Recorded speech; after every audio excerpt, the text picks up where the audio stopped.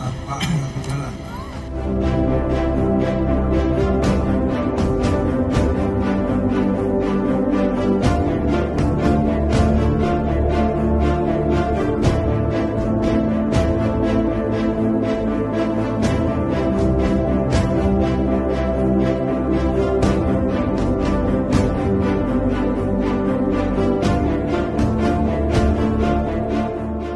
Alhamdulillah selama kami melaksanakan tugas Operasi Damai Kartens 2023 yang dipercayakan sama pimpinan, alhamdulillah berjalan dengan baik dan sukses.